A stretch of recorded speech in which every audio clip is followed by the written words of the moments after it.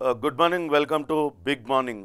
ఇవాళ ఏపీలో రాజకీయాలు హీటెక్కుతున్నాయి. రాజకీయ సమీకరణాలు వేగవేగంగా మారిపోతున్న పరిస్థితి ఉంది. నిన్న మోడీ ఆంధ్రప్రదేశ్లో ఉమ్మడి అనంతపురం జిల్లాలో పర్యటించారు. అక్కడ జగన్మోహన్ రెడ్డి కూడా పాల్గొన్నారు. మరోపక్క అటు ఏపీసీసీ అధ్యక్షురాలిగా షర్మిలను నియమిస్తూ ఏఐసీసీ నిన్న ఒక ఉత్తర్వులు జారీ చేసింది.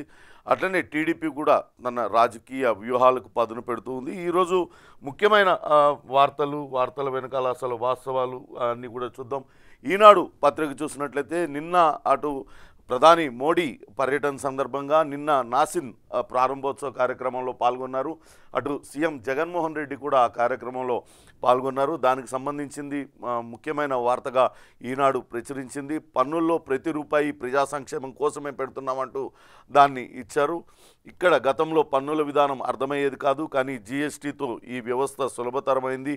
10 ఏళ్లలో 25 కోట్ల మందికి పేదరికం నుంచి విముక్తి కల్పించాం అంటూ నాసిన్ ప్రారంభోత్సవంలో ప్రధానమంత్రి మోడీ చేసిన వ్యాఖ్యలను ప్రముఖంగా ప్రచురించారు. నిన్న అటు ప్రధాని మోడీతో పాటు ఆర్థిక శాఖ మంత్రి నిర్మలా సీతారామన్ కూడా ఈ కార్యక్రమంలో పాల్గొన్నారు. మరోపక్క నిన్న మరో ముఖ్యమైన వార్తగా చంద్రబాబు నాయుడుకు సంబంధించి క్వాష్ పిటిషన్ పైన నిన్న సుప్రీంకోర్టులో అటు తీర్పు వెలువరించాల్సి ఉంది. కానీ న్యాయమూర్తులు ఇద్దరు కూడా వేర్వేరు అభిప్రాయాలు వెల్లడి చేయడంతో తిరిగి ఆ కేసుని విస్తృత ధర్మాసనానికి బదిలీ చేయాల్సి వచ్చింది. త్రిసభ్య బెంచ్, సీజే ఆధ్వర్యంలో త్రిసభ్య బెంచ్ దీనిపైన మరోసారి వాదనలు వినుంది. భిన్న తీర్పులు ఇచ్చిన ఇద్దరు సుప్రీంకోర్టు న్యాయమూర్తులు 17A ప్రకారం ఎఫ్ఐఆర్ నమోదుకు ముందస్తు అనుమతి కావాలని జస్టిస్ అనిరుద్ బోస్ అభిప్రాయపడ్డారు. కానీ జస్టిస్ అనిరుద్ బోస్ అభిప్రాయంతో మరో న్యాయమూర్తి బేలా త్రివేది ఆమె విభేదించారు. పాత నేరాలకు సెక్షన్ 17A వర్తించదంటూ వెల్లడించారు. పరస్పర విరుద్ధ తీర్పులు ఇచ్చిన నేపథ్యంలో సిజేఐకు నివేదించాలంటూ అటు ధర్మాసనం నిర్ణయించిందంటూ ఒక వార్తనిచ్చారు. నిజంగా కూడా నిన్న టీడీపీ శ్రేణులన్నీ కూడా ఆసక్తిగా ఎదురు చూసాయి. ఎటువంటి తీర్పు రాబోతుందా అంటూ ఎదురు చూసాయి. దీనిపైన పెద్ద పెద్ద న్యాయవాదులందరూ కూడా వాదనలు వినిపించారు. అటు చంద్రబాబు నాయుడు తరఫున అటు ముకుల్ రోహతోగి, సిద్ధార్థ్ లూత్రా ఇటువంటి న్యాయమూర్తులందరూ, కపిల్ సిబాల్ లాంటి న్యాయవాదులందరూ కూడా వాదనలు వినిపించారు. ఈ కేసులో అటు చంద్రబాబు నాయుడు తరఫున, సిఐడి తరఫున సుదీర్ఘమైన వాదనలు వినిపించారు. 17A గవర్నర్ అనుమతి ముందే తీసుకోవాలి ఎవరైనా అరెస్టుకు సంబంధించి, కానీ ఈ కేసులో తీసుకోలేదంటూ వాదనలు వినిపించారు. కానీ ఈ నేరం జరిగే నాటికి 17A ఆ చట్టం ఇంకా అమల్లోకి రాలేదు కాబట్టి అప్పుడు నేరానికి పాల్పడిన వ్యక్తికి ఆ సెక్షన్ వర్తించదంటూ ఇద్దరు కూడా వాదనలు వినిపించారు. న్యాయమూర్తులు కూడా ఇద్దరు పరస్పర విరుద్ధ అభిప్రాయాలు వెలిబుచ్చడంతో ఆ కేసును తిరిగి సిజేఐ బెంచ్, త్రిసభ్య బెంచ్కు దాన్ని బదిలీ చేశారు. త్వరలోనే ఆ బెంచ్ దీనిపైన దర్యాప్తు చేపడుతుంది. తిరిగి మరోసారి వాదనలు విన్న తర్వాత తుది తీర్పును వెలువరించే అవకాశం అయితే ఉంది. ఇక వలస అభ్యర్థులపై వార్ అంటూ మరొక వార్తను ఈనాడు ప్రముఖంగా ప్రచురించింది. ఇప్పటికే అటు వైసీపీలో అంతర్యుద్ధం మొదలైంది. అటు వైసీపీ నేతలకు కొంతమందికి జగన్మోహన్ రెడ్డి టికెట్ నిరాకరించడంతో వాళ్ళందరూ కూడా ఎదురు తిరుగుతున్నారు. వేరే చోటు నుంచి అభ్యర్థులను తెస్తామంటే ఇక్కడ కుదరదు అంటూ స్థానిక నేతలందరూ కూడా భీష్మించుకొని కూర్చుంటున్నారు. రాజీనామాలకు సిద్ధపడుతున్న నేతలు, రోడ్డెక్కుతున్న శ్రేణులు అనే మరొక వార్తను ఇచ్చారు. ఇప్పటికే అటు వైసీపీలో అంతర్మదనం మొదలైంది. దాదాపుగా 50 మందికి పైగా సీట్లను స్థానచలనం చేయడంతో పాటు కొంతమందికి సీట్లను నిరాకరించారు. ఇప్పటికే 3 జాబితాలను ప్రకటించారు. దాంతో పెద్ద ఎత్తున అసమ్మతి సెగలు రేగుతున్నాయి. దాన్ని ఎలా చల్లబుర్చాలనే దానిపైన ఇప్పటికే వైసీపీ అగ్రనాయకులందరూ కూడా అటు అసంతృప్త నేతలతో సమావేశం అవుతూ ఉన్నారు. అటు సజ్జల కావచ్చు, విజయసాయిరెడ్డి అనేక మార్లు అసంతృప్త నేతలతో భేటీ అయినా కానీ ఎక్కడా కూడా అసంతృప్త నేతలు వెనక్కి తగ్గడం లేదు. మరోపక్క నిన్ననే షర్మిలకు రాష్ట్ర కాంగ్రెస్ పగ్గాలు ఇస్తూ పిసిసి అధ్యక్షురాలిగా నియమించింది. అటు కాంగ్రెస్ పార్టీ కేసీ వేణుగోపాల్ ఉత్తర్వులు జారీ చేశారు. మొదటి నుంచి కూడా షర్మిలను కాంగ్రెస్ పార్టీ అధ్యక్షురాలిగా చేస్తారు. రాబోయే ఎన్నికల్లో ఆమెకే పార్టీ సారథ్య బాధ్యతలు అప్పచెప్తారంటూ పెద్ద ఎత్తున వార్తలు వస్తున్న నేపథ్యంలో నిన్న కేసీ వేణుగోపాల్ జారీ చేసిన ఉత్తర్వులతో షర్మిల పిసిసి అధ్యక్షురాలిగా త్వరలోనే పగ్గాలు చేపట్టబోతున్నారు. ఇప్పటికే అధ్యక్షుడిగా ఉన్న గిడుగు రుద్రరాజుకి సిడబ్ల్యూసిలో ప్రత్యేక ఆహ్వానితుడిగా ఆయనను నియమించారు.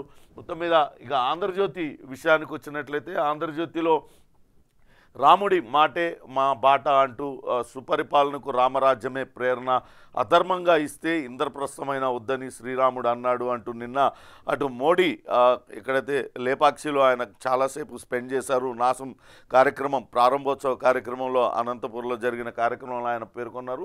ఈ సందర్భంగా శ్రీరాముడు చెప్పిన మాటలను ఆయన గుర్తు తెచ్చుకుంటూ ఆయన చేశారు. అధికారులు కూడా దీన్ని గుర్తుంచుకోవాలి, పన్నుల వ్యవస్థలో సంస్కరణలు తెచ్చామంటూ ఆయన మాట్లాడారు. 25 కోట్ల మందిని మనం పేదరికం నుంచి పక్కకి తప్పించామనే వ్యాఖ్యలు కూడా చేశారు. ప్రజలు చెల్లించే ప్రతి పైసా వారి సంక్షేమానికే, సుపరిపాలనకు నాసిన్ సరికొత్త కేంద్రం, ఆధునిక పన్ను వ్యవస్థే దీన్ని లక్ష్యం అంటూ ప్రధానమంత్రి చేశారు. దేశంలోనే అతిపెద్ద నాసిన్ క్యాంపస్ను అటు అనంతపూర్, ఉమ్మడి అనంతపూర్లో అటు ఏర్పాటు చేశారు అనే వార్తను ప్రముఖంగా ఇచ్చారు. మరొక వార్త అటు షర్మిలకు సంబంధించిన వార్త. షర్మిలకు సంబంధించి అటు ఆంధ్రప్రదేశ్ రాజకీయాలలో నిజంగా కూడా ఇదొక కీలక పరిణామంగా చెప్పాలి. చాలా ఆసక్తికర పరిణామం ఇది. షర్మిల ఎలా అన్నను ఎదుర్కోబోతుంది, ఆ అన్న షర్మిలను ఎలా నిలువరిస్తారు అనేది ఇప్పుడు రాజకీయ వర్గాల్లో హాట్ టాపిక్గా మారింది. ఒకప్పుడు అటు జగన్మోహన్ రెడ్డి జైల్లో ఉన్న సమయంలో జగన్మోహన్ రెడ్డి జగనన్న వదిలిన బాణాన్ని అంటూ అటు విస్తృతంగా పాదయాత్ర చేసింది. పాదయాత్ర కూడా పెద్ద ఎత్తున ప్రజల నుంచి ఆమెకు మద్దతు లభించింది. కానీ ఇప్పుడు అదే బాణం జగన్కు వ్యతిరేకంగా కాంగ్రెస్ పార్టీ ప్రయోగిస్తుంది. దీన్ని జగన్మోహన్ రెడ్డి ఎలా నిలువరిస్తారనేది వేచి చూడాలి. మరోపక్క రాజశేఖర్ రెడ్డి ఫోటో అటు జగన్మోహన్ రెడ్డి వినియోగించుకుంటున్నారు. రాజశేఖర్ రెడ్డి కొడుకుగా ఆయన వైఎస్ఆర్సీపీ పార్టీని నడిపిస్తూ రాజ్యం తెస్తానంటూ చెప్తూ వస్తున్నారు. ఈ రెండోసారి అధికారంలోకి ఎలాగైనా రావడానికి ఆయన ప్రయత్నిస్తున్న తరుణంలో రాజన్న అడుగు జాడల్లో నడుస్తానంటూ ఏఐసిసి అగ్రనేతల సాక్షిగా ప్రమాణం చేసిన షర్మిల ఏ రకంగా రాష్ట్రంలో జగన్మోహన్ రెడ్డి అధికార పార్టీని నిలువరిస్తుంది, అధికార పార్టీ పైన ఏ రకమైన విమర్శలు చేస్తుంది అనేది ఇప్పుడు కొంత ఆసక్తికరంగా మారింది. మరో ముఖ్యమైన విషయం, ఇప్పటికే ఆంధ్రప్రదేశ్ రాష్ట్రంలో ఉమ్మడి ఆంధ్రప్రదేశ్లో పిసిసి అధ్యక్షునిగా రాజశేఖర్ రెడ్డి చేశారు. ఆ తర్వాత షర్మిల ఆ పదవిలోకి వచ్చారు. ఇప్పటివరకు కాంగ్రెస్ పార్టీలో ఎటువంటి పదవి లేదు. కేవలం రాజశేఖర్ రెడ్డి బిడ్డగా, జగన్మోహన్ రెడ్డి చెల్లిగా మాత్రమే ఆమె రాజకీయాల్లో క్రియాశీలకంగా ఉన్నారు. ఇక్కడ తెలంగాణలో వైఎస్ఆర్టీపీ స్థాపించి కొంతవరకు రాజకీయాలు చేశారు. కానీ అనూహ్యంగా వైఎస్ఆర్టీపీని కాంగ్రెస్ పార్టీలో విలీనం చేసి ఏపీలో ఇప్పుడు రాజకీయాలకు జాతీయ పార్టీకి నాయకత్వం వహిస్తూ ఉన్నారు. అటు 2 జాతీయ పార్టీలకు మహిళలే అధ్యక్షులుగా ఉన్నారు. ఆ మహిళలు ఇద్దరు కూడా గతంలో ముఖ్యమంత్రులుగా చేసిన వారి బిడ్డలే. ఇది కొంత ఆసక్తికర విషయం. అటు బీజేపీ రాష్ట్ర అధ్యక్షురాలుగా పురంధేశ్వరి ఉన్నారు, ఆయన దివంగత నేత. అటు దివంగత ముఖ్యమంత్రి ఎన్టీఆర్ కుమార్తె. ఇక్కడ చూస్తే వైఎస్ షర్మిల దివంగత నేత రాజశేఖర్ రెడ్డి బిడ్డ. వీళ్ళిద్దరూ రాబోయే ఎన్నికల్లో ఆ జాతీయ పార్టీలకు ఎలా సారథ్యం వహిస్తారు, తమ మార్కుని ఎలా చూపిస్తారనేది చూడాల్సి ఉంది. పార్టీ పునర్నిర్మాణం, పూర్వ వైభవానికి కృషి చేస్తానంటూ షర్మిల చెప్పింది. షర్మిల బాధ్యతలపైన ఆంధ్రజ్యోతి ముందే చెప్పింది అంటూ ఈ వార్తనిచ్చారు. నిజంగా అటు ఎప్పటి నుంచో ఊహాగానాలు అయితే రేగుతూ ఉన్నాయి. ఖచ్చితంగా అటు షర్మిలకు కాంగ్రెస్ పార్టీ మంచి బాధ్యతలు అప్పచెప్తుంది. రాబోయే ఎన్నికల్లో కాంగ్రెస్ పార్టీని నడిపించాల్సిన బాధ్యతను ఆమె పైన ఉంచుతుందంటూ గతంలో కూడా అనేక వార్తలు వచ్చిన నేపథ్యంలో అటు ఈ షర్మిలను ఇప్పుడు పిసిసి అధ్యక్షురాలుగా నియమించడం ఒక కొత్త రాజకీయాల్లో ఒక ఆసక్తికర పరిణామంగానే చెప్పాలి. ఇక షర్మిల కొత్త చరిత్ర అంటూ కూడా ఇచ్చారు. ఏపీసీసీకి తొలి మహిళా సారథి. నిజంగా కూడా ఆంధ్రప్రదేశ్కి ఇప్పటిదాకా ఎవరు మహిళలు సారథ్యం వహించలేదు. తొలి మహిళా సారథి, పిసిసి చీఫ్గా నాడు తండ్రి నేడు తనయ అంటూ ఇచ్చారు. ఏ పదవి గతంలో ఆమె కాంగ్రెస్ పార్టీలో అనుభవించలేదు. కానీ డైరెక్ట్గా ఇప్పుడు ఆమె కాంగ్రెస్ పార్టీ పిసిసి అధ్యక్షురాలుగా చెప్పారు. ఇక షర్మిలే ఆలంబనగా కాంగ్రెస్ పార్టీ పోరాటం చేయబోతుంది. వైఎస్ అభిమానులు సొంత గూటికి తీసుకురావడమే లక్ష్యం.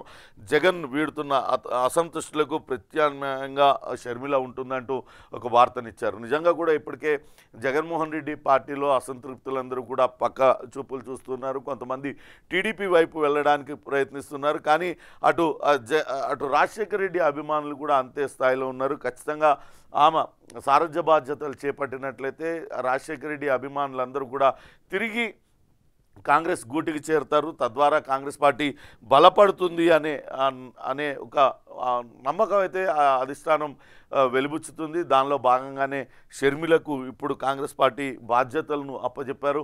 చూడాలి ఏ రకంగా రాబోయే ఎన్నికల్లో అన్నను చెల్లె ఎదుర్కొంటుంది, అట్లనే చెల్లెను అన్న ఎలా నిలువరిస్తాడని చూడాలి.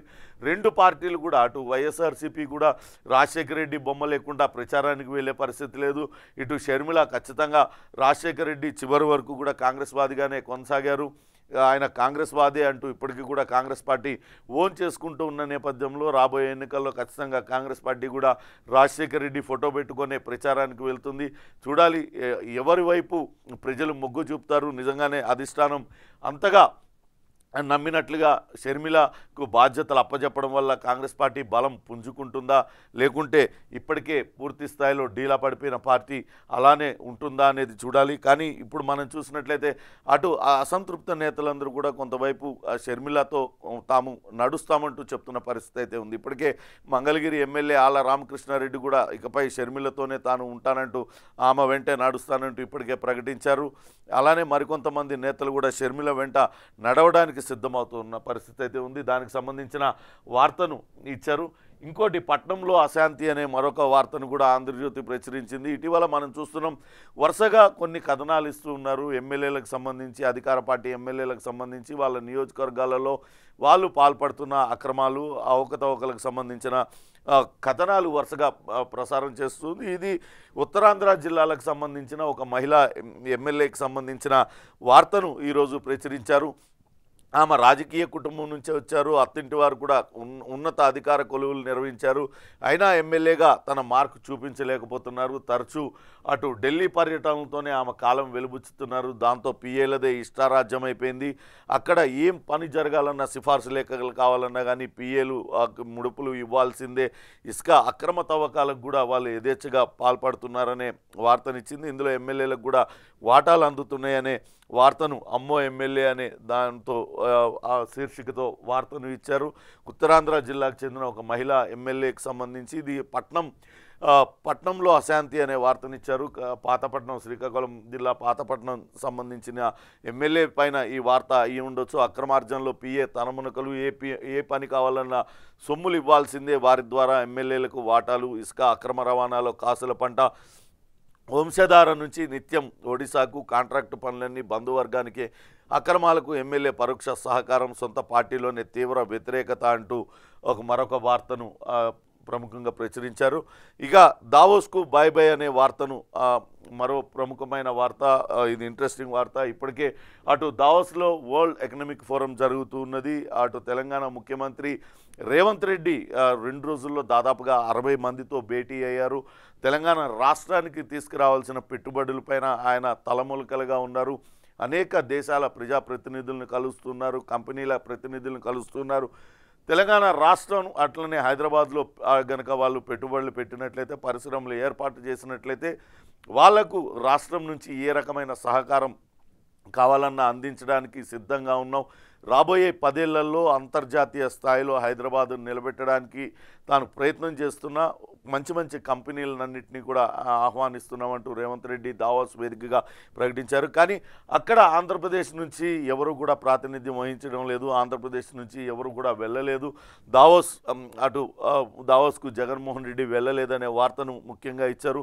విశ్వవేదికపై పెట్టుబడుల ఆకర్షణకు తొలి నుంచి నిరాసక్తత, చలి వల్ల వెళ్ళడం లేదని గత ఏడాది ప్రకటన. ఈ ఏడాది మొత్తానికే చాప చుట్టేసిన సర్కార్. టికెట్ గల్లంతులో గందరగోళంలో ఐటీ మంత్రి. ఏపీ అంటేనే పారిశ్రామికవేత్తలకు అడ్డగోలు కమిషన్లు ఇచ్చుకోలేక ఇతర రాష్ట్రాలకు వెళ్తున్నారు. విశాఖలో వ్యాపారాలు చేయలేనని స్వయంగా వైసీపీ ఎంపీ వెల్లడి అంటూ ఒక వార్తనిచ్చారు. పెట్టుబడులపై జగన్ సర్కార్ పలాయనం.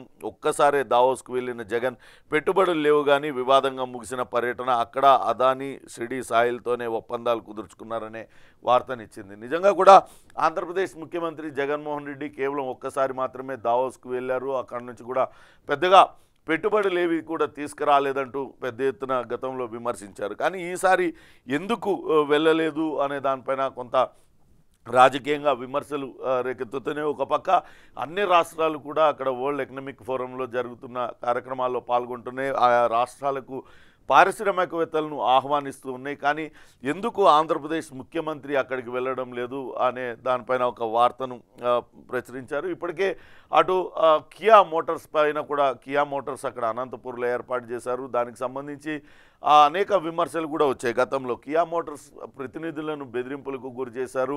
పారిశ్రామికవేత్తలు ఎవరైనా సరే వచ్చి ఆంధ్రప్రదేశ్లో వ్యాపారాలు నిర్వహించుకోవాలన్నా పరిశ్రమలు నెలకొల్పాలన్నా స్థానిక నేతలు వాళ్ళని భయభ్రాంతులకు గురి చేస్తున్నారు. తమకు వాటాలు ఇవ్వాల్సిందేనంటూ బెదిరింపులకు దిగుతున్నారు. దాంతో పరిశ్రమలన్నీ కూడా పక్క రాష్ట్రాలకు వెళ్ళిపోతున్నాయి.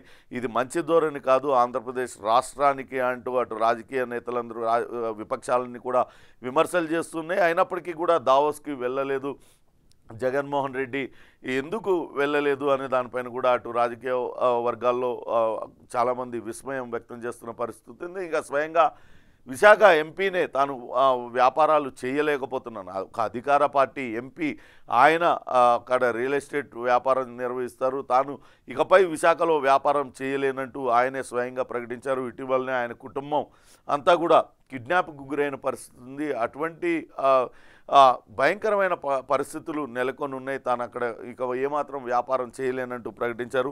అందుకే పారిశ్రామికవేత్తలు ఎవరు కూడా ఏపీకి రావడం లేదు, ఏపీ అంటేనే హడలెత్తిపోతున్నారనే వార్తను ఇచ్చారు. మరో వార్త, మా ఊర్లో జగనన్న శూన్యం అంటూ ఇచ్చారు. గ్రామంలో ₹1 పనైనా చేయలేదు, జగనన్న ఇల్లు లేదు, సెంటు స్థలము ఇవ్వలేదు, కనీసం వీధి కుళాయి చెడిపోతే రిపేర్ కూడా చేయలేని దుస్థితి ఉన్నది. జనాల్లోకి పోయి ఓటేయమని ఎట్లా అడగాలి? మళ్ళీ జగన్ గెలిస్తే రాష్ట్రం వదిలి పారిపోవాల్సిందే. ఐపాక్ సర్వేలో వైసీపీ నేత ఘాటు జవాబు చెప్పాడనే వార్తనిచ్చారు. నిజంగా కూడా వైసీపీ ఎమ్మెల్యేలు కొంతవరకు ఎదురు తిరుగుతున్న పరిస్థితి. అక్కడ స్థానికంగా ప్రజల నుంచి తీవ్ర వ్యతిరేకత ఎదుర్కొంటున్నారు. చాలా ప్రాంతాల్లో అభివృద్ధి కోసం ప్రజలు నిలదీస్తున్న పరిస్థితి ఉన్నాయి. ఐపాక్ ప్రతినిధులు సర్వేలు చేస్తూ ఉన్నారు. ఆయా నియోజకవర్గాల సర్వేల ఆధారంగానే ప్రస్తుతం జగన్మోహన్ రెడ్డి టికెట్లను ప్రకటిస్తున్నాడు. అయితే ఐపాక్ ప్రతినిధుల్లో వద్ద ఒక వైసీపీ నేత వాపోయిన విషయాన్ని కూడా ప్రముఖంగా ఆంధ్రజ్యోతి ప్రచురించింది. ఇక సాక్షి పత్రికకు వస్తే అటు Chandrababu Naidu skill development case పైన ప్రముఖమైన వార్తనిచ్చారు. బాబు పైన కేసు కొట్టివేయలేమంటూ శీర్షికనిచ్చారు. అందులో ఇద్దరు జడ్జిలు పరస్పర విరుద్ధ అభిప్రాయాలను వెలిబుచ్చారు. దానికి సంబంధించిన వార్తనిచ్చారు. జస్టిస్ అనిరుద్ బోస్ ఆయన కొంతవరకు అనుకూలంగా టీడీపీకి చంద్రబాబు నాయుడుకు అనుకూలంగా ఇచ్చారు. స్కిల్ కేసుకు సెక్షన్ 17A ఖచ్చితంగా వర్తిస్తుంది. చంద్రబాబు నాయుడు పైన కేసు నమోదుకు ముందు గవర్నర్ అనుమతి తప్పనిసరి. ఎప్పుడైనా రాష్ట్ర ప్రభుత్వం గవర్నర్ నుంచి అనుమతి తీసుకోవచ్చు, అనంతరం చంద్రబాబు నాయుడు విషయంలో ముందుకెళ్ళొచ్చు అనే అభిప్రాయాన్ని జస్టిస్ అనిరుద్ బోస్ వెల్లడించారు. కానీ ఆయన అభిప్రాయంతో బేలా త్రివేది ఆమె ఏకీభవించలేదు. జస్టిస్ బేలా త్రివేది 2018 కన్నా ముందు నేరాలకు సెక్షన్ 17A వర్తించదు అంటూ ఆమె అభిప్రాయపడ్డారు. సెక్షన్ 17A అమల్లో లేని కాలానికి దాన్ని వర్తింపజేయలేం. చట్ట సవరణ చేసిన శాసన వ్యవస్థ ఉద్దేశం ఇదే. 2018కి పూర్వ నేరాలకు వర్తింపజేస్తే చాలా వివాదాలు తలెత్తుతాయి. గత నేరాలకు వర్తింపజేస్తే ప్రతికూల ప్రభావాలు ఎదుర్కోవాల్సి వస్తుంది అంటూ ఆమె తన అభిప్రాయాన్ని వెలిబుచ్చారు. ఇద్దరు న్యాయమూర్తులు పరస్పర విరుద్ధ అభిప్రాయాలను వెలిబుచ్చడంతో ఈ కేసును తిరిగి సీజే బెంచ్కు బదిలీ చేశారు. సీజే బెంచ్లో త్రిసభ్య బెంచ్ దీనిపైన తిరిగి మరోసారి విచారణ జరిపించే అవకాశం ఉంది. ఇక త్వరలోనే అక్కడ అయోధ్యలో సాంప్రదాయ క్రతువులు ప్రారంభించారు. ఈ నెల 21, 22న అయోధ్యలో రామాలయ ప్రారంభోత్సవం సందర్భంగా అటు అయోధ్య అంతా కూడా కలకల్లాడుతుంది. పెద్ద ఎత్తున ఏర్పాట్లు చేశారు. లక్షల సంఖ్యలో భక్తులు ఇప్పటికే అయోధ్య వెళ్ళడానికి ఏర్పాట్లు చేసుకుంటున్నారు. అయోధ్య వెళ్ళే భక్తులందరికీ కూడా అటు మనవి చేస్తున్నారు. అందరూ అదే రోజు రావడానికి ప్రయత్నించకండి. ఇప్పటికే అయోధ్య కిక్కిరిసిపోయి ఉన్నది. వచ్చిన భక్తులకు తీవ్ర ఇబ్బందులు ఎదురవుతాయి. ఒక్క రాత్రి అయోధ్యలో స్టే చేయాలంటే అక్కడ హోటళ్లకు దాదాపుగా 70,000 రూపాయలకు పైగా చెల్లించాల్సిన పరిస్థితి ఉంది. ఇప్పటికే అయోధ్య చుట్టుపక్కల హోటళ్ళన్నీ కూడా కిటకిటలాడిపోతున్నాయి, నిండిపోయినాయి. హోటల్ రూమ్స్ అన్నీ కూడా బుక్ అయిపోయినాయి. కాబట్టి భక్తులు ఎవరు కూడా దయచేసి అక్కడ ఆ రోజు అక్కడికి వెళ్ళాలని అనుకోకండి. అక్కడికి వెళ్ళి ఇబ్బందులు పాలు కావద్దంటూ కూడా విజ్ఞప్తి చేస్తున్నారు. ఇక నిన్న నాసిమ్కి సంబంధించి ప్రారంభోత్సవానికి సంబంధించిన వార్తను ప్రముఖంగా ప్రచురించారు. అటు చిత్రంలో నిర్మలా సీతారామన్, కేంద్ర ఆర్థిక శాఖ మంత్రి గవర్నర్ అబ్దుల్ నజీర్తో పాటు మోడీ, ముఖ్యమంత్రి జగన్మోహన్ రెడ్డి, కేంద్ర మంత్రి పంకజ్ వీళ్ళందరూ కూడా ఉన్నారు. పేదరికంపై పోరాడి గెలిచాం, ఏపీలో నాసిమ్ అకాడమీ ప్రారంభోత్సవంలో ప్రధాని మోడీ చేసిన వ్యాఖ్యలను ప్రముఖంగా ప్రచురించారు. విద్య, వైద్యం, ఉపాధి రంగాలపైన భారీగా వ్యయం చేసాం, నకిలీలను ఏరివేయడంతో ప్రతి పైసా నేరుగా అర్హులకే చేరుతుంది, ప్రజల సొమ్మును తిరిగి వాళ్ళకే అందిస్తున్నాం, రామరాజ్యం గురించి మహాత్ముడు తులసీదాస్ గొప్పగా వర్ణించారు అంటూ ఆయన మాట్లాడారు. నిన్న అటు లేపాక్షి ఆలయంలో ఆయన చాలాసేపు గడిపారు, దాదాపుగా గంట సేపు గడిపారు. దానికి సంబంధించి జటాయువు నేల కొరిగిన ఈ ప్రాంతాన్ని రామాలయ ప్రతిష్టాపనకు ముందు సందర్శించడం నా అదృష్టం అంటూ ఆయన మోడీ చేసిన వ్యాఖ్యలను కూడా ప్రముఖంగా ప్రచురించారు. ఇక ఉమ్మడిగా మాయా అనే మరొక వార్తను కూడా ప్రచురించారు. గత ఎన్నికల్లో ఉమ్మడి మేనిఫెస్టో 2014లో రాష్ట్ర ప్రజలను అటు టీడీపీ, జనసేన మోసం చేసింది. మేనిఫెస్టోను కూడా అటు వెబ్సైట్లోంచి తీసేసింది. తిరిగి మరొకసారి ఉమ్మడి మేనిఫెస్టో అంటూ మోసం చేయడానికి ప్రయత్నిస్తూ ఉంది జనసేన, చంద్రబాబు నాయుడు కూటమి అంటూ ఒక వార్తనిచ్చారు. దానికి సంబంధించి 600కు పైగా హామీలతో మేనిఫెస్టో విడుదల. అందులో చంద్రబాబుతో పాటు పవన్ ఫోటో కూడా వేశారు. చంద్రబాబు సీఎం అయ్యాక హామీలన్నీ కూడా బుట్టదాఖలు చేశారు. ఒక్క హామీ కూడా సక్రమంగా అమలు చేయకుండా ప్రజలను నిలువునా వంచారు. రుణమాఫీ పేరుతో రైతులను, మహిళలను మోసం చేశారు. జాబుల పేరుతో యువతకు టోకరా ఇచ్చారు. పింఛన్లు ఇవ్వడానికి వృద్ధులు, దివ్యాంగులను తిప్పలు పెట్టారు. చివరికి మేనిఫెస్టోనే వెబ్సైట్ నుంచి తొలగించారు. తిరిగి మరోసారి ఉమ్మడి మేనిఫెస్టో పేరుతో వీళ్ళిద్దరూ కూడా మాయ చేయడానికి ప్రయత్నిస్తున్నారనే వార్తను అటు సాక్షి పత్రిక ప్రచురించింది. వాస్తవానికి ఇప్పటికే చంద్రబాబు నాయుడు, అటు పవన్ కళ్యాణ్ ఇద్దరు కూడా ప్రకటించారు, రాబోయే ఎన్నికల్లో ఉమ్మడిగా పోటీ చేస్తాం, ఉమ్మడి మేనిఫెస్టో విడుదల చేస్తాం అంటూ ఇప్పటికే ఉమ్మడి కార్యాచరణను ప్రకటించారు. ఆ దిశగా సభలు, సమావేశాలు కూడా నిర్వహిస్తున్నారు. అటు చంద్రబాబు నాయుడు విస్తృతంగా సభలు ఏర్పాటు చేసి ప్రజల్లో వెళ్తూ ఉన్నారు. అనేక టీడీపీ ఏర్పాటు చేస్తున్న సభలు, సమావేశాల్లో అటు పవన్ కళ్యాణ్ కూడా పాల్గొంటారంటూ జనసేన నేతలు, కార్యకర్తలు చెప్తూ ఉన్నారు. త్వరలోనే తొలి జాబితా విడుదలకు కూడా, ఉమ్మడి జాబితా విడుదలకు కూడా రంగం సిద్ధం చేస్తున్నారు. దాంతో భాగంగానే ఉమ్మడి మేనిఫెస్టోను కూడా విడుదల చేస్తామంటూ చెప్పారు. దానికి సంబంధించిన మేనిఫెస్టో అబ్రకదబ్రా అంటూ ఒక వార్తను ప్రచురించారు. మేనిఫెస్టో పేరుతో మాయ చేయబోతున్నారనే అర్థం వచ్చేలా వార్తనిచ్చారు. ఇక ఏపీ దిశలో చూసినట్లయితే ముప్పేట దాడి అనే వార్తను ప్రముఖంగా ప్రచురించారు. అటు జగన్మోహన్ రెడ్డి, ఆంధ్రప్రదేశ్ ముఖ్యమంత్రి జగన్మోహన్ రెడ్డి కొంత గడ్డు పరిస్థితిని ఎదుర్కొంటున్నారు. సొంత పార్టీలో నేతల అసమ్మతి కావచ్చు, అట్లా చెల్లెలు పిసిసి అధ్యక్ష బాధ్యతలు చేపట్టడం, మరోపక్క చంద్రబాబు నాయుడు, జనసేన కలిసి పోటీ చేసి అటు జగన్మోహన్ రెడ్డిని ఎలాగైనా గద్దెదించడానికి ప్రయత్నాలు చేయడం, జగన్మోహన్ రెడ్డి ప్రజా వ్యతిరేక కార్యక్రమాలపైన ఉమ్మడి కార్యాచరణ ప్రకటించడం, ఇవంతా కూడా జగన్మోహన్ రెడ్డికి కొంతవరకు తలనొప్పులు తెస్తున్నాయి అనే వార్తను ప్రముఖంగా ప్రచురించారు. ఒకవైపు వైసీపీ అసంతృప్తుల తిరుగుబాట్లు, మరోవైపు ప్రతిపక్షాల పోరు, ఇవి చాలనన్నట్లు సీఎం జగన్ చెల్లెలు షర్మిల కాంగ్రెస్ రథసారథిగా రాష్ట్రంలో అడుగుపెట్టడాన్ని వైసీపీ శ్రేణులు జీర్ణించుకోలేకపోతున్నాయి. ముప్పేట దాడిని ఎదుర్కొంటున్న ఇంకోవైపు వివిధ వర్గాల ప్రజల నుంచి వెలువెత్తుతున్న వ్యతిరేకతను దారి మళ్లించడానికి అధికార పార్టీ నేతలు ఆపుసోపాలు పడుతున్నారు. రానున్న ఎన్నికల్లో వైసీపీ గెలిచినా ఓడినా పార్టీకి ఎలాంటి డోకా లేదనే ధీమా సీఎం జగన్లో వ్యక్తమవుతున్నట్లుగా విశ్లేషకులు అభిప్రాయపడుతున్నారు. మొత్తం మీద అటు సీఎం జగన్మోహన్ రెడ్డి పైన తీవ్ర వ్యతిరేకత వ్యక్తమవుతున్నది. ముప్పేట దాడి మొదలైంది. మరోపక్క అటు అంగన్వాడీలు, మున్సిపల్ కార్యకర్తలు వాళ్ళందరూ కూడా తీవ్ర ఆందోళన వ్యక్తం చేస్తూ ఉన్నారు. వాళ్ళ ఆందోళనలు తీవ్రతరం చేశారు. అవి కూడా ఎక్కడ వెనక్కి తగ్గేలా లేవు. దీంతో కొంత ఇబ్బందికర పరిస్థితులు ఎదుర్కోబోతున్నారు. రాబోయే రోజుల్లో ఎన్నికలు ముంచుకొస్తున్న తరుణంలో ఇటువంటి ఇబ్బందికర పరిణామాలను కొంత తలనొప్పిలుగా అటు ఆంధ్రప్రదేశ్ ముఖ్యమంత్రికి తలెత్తుతున్నాయనే వార్తను ప్రముఖంగా ప్రచురించారు. మొత్తం మీద అటు ఆంధ్రప్రదేశ్ రాజకీయాలైతే ఆసక్తికర మలుపులు తీసుకుంటున్నాయి. వైనాట్ 175 అంటూ జగన్మోహన్ రెడ్డి ఆయన పందాలో ఆయన ముందుకెళ్ళిపోతున్నారు. జగన్మోహన్ రెడ్డిని నిలవరించడానికి కాంగ్రెస్ షర్మిల అనే బాణాన్ని ప్రయోగించింది. అటు చంద్రబాబు నాయుడు జనసేన ఉమ్మడి కార్యాచరణను ప్రకటించి ఇప్పటికే జగన్మోహన్ రెడ్డిని చేస్తున్న ప్రజా వ్యతిరేక కార్యక్రమాలను ఏకపారేస్తున్నారు. మొత్తంగా ఆంధ్రప్రదేశ్ రాజకీయాలైతే వేడెక్కిన పరిస్థితి కనపడుతుంది.